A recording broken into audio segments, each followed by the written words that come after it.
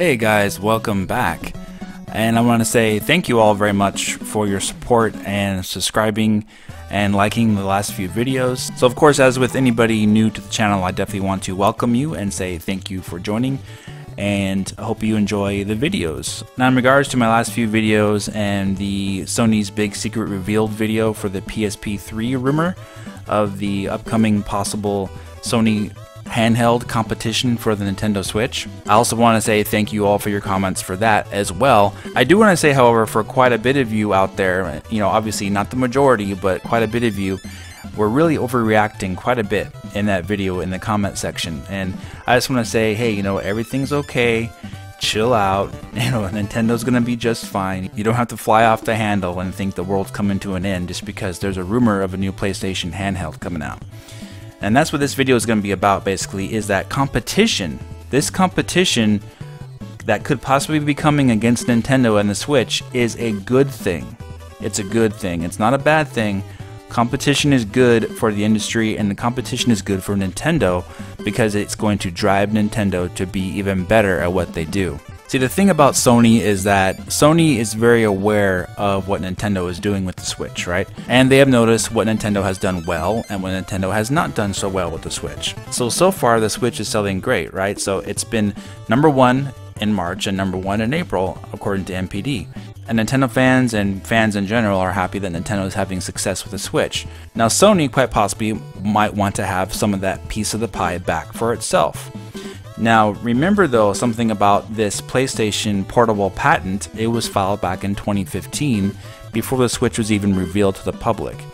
So quite possibly, most likely, Sony has been planning a potential handheld for quite some time anyway as a follow-up to the Vita, as a possibility. Now that the rumor has more weight to it over the past few weeks, you might be able to see where Sony is coming from with this potential portable device that they want to release. Sony for quite some time has had a difficult go at it in Japan in particular with their sales numbers. Nintendo has completely dominated the market in Japan for gaming for quite a long time. In fact, I can't remember actually, since I guess the PSP did well for a little bit, but the DS really dominated the entire industry in Japan for its entire life cycle. And of course the Vita sold marginally well in Japan, but hasn't done quite well, anywhere near as good as the Nintendo 3DS. And of course, now that the Switch is out, it has been #1. Now, Sony might see some potential there for their own hardware to take advantage of something that the Switch has started with having a home console experience on the go. So the Switch has started this, Sony has taken notice, and Sony may see the opportunity to compete because with Sony can get the third-party support on their systems. And if they have a handheld that's more powerful and more inviting to third parties, then that would be a direct competitor to the Switch. And there's no reason to be so scared and upset about it. Oh my gosh, Sony's coming into Nintendo's place and they're gonna take it over, and oh my gosh, what are we gonna do? I need to lash out and be angry. And no, it's not gonna happen, no.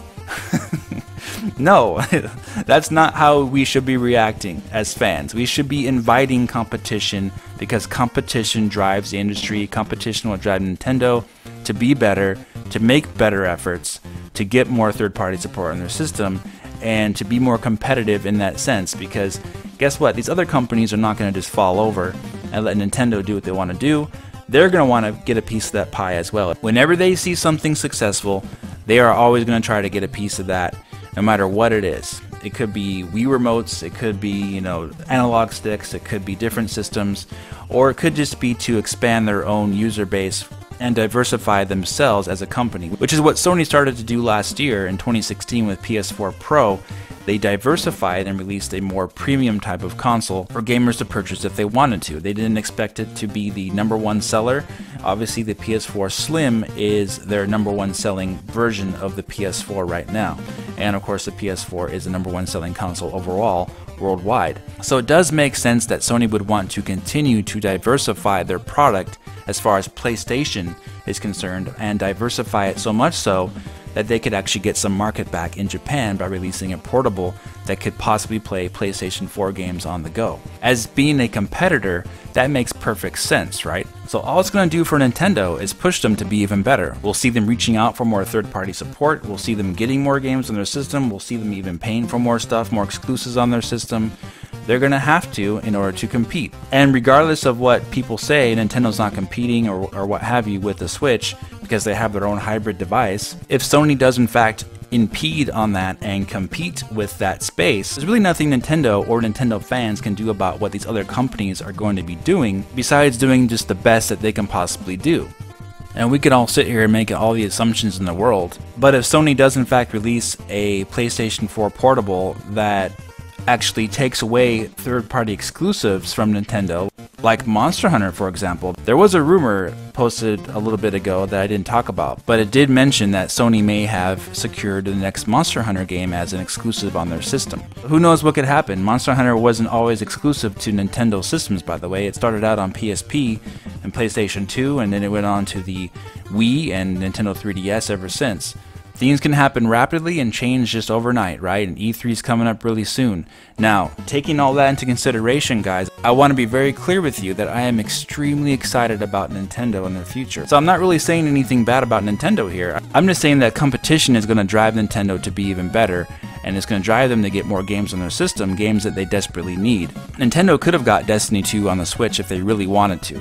You know what I'm saying? They really could have. They could have money had it if they wanted to. Things like that, besides just first-party titles, are going to really help the system to grow exponentially. Obviously, they want to sell more right now. And for every game that gets skipped for the Switch, you know, that's potential lost sales for Nintendo. Regardless of what people might think, that is still potential lost sales going to another system.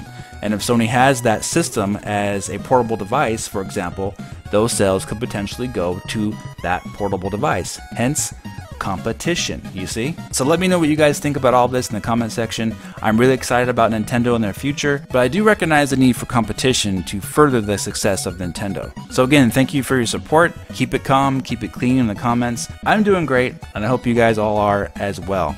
Alright, if you enjoyed this video, please hit the like button and subscribe to the channel, and I'll talk to you soon in the next video. Take care.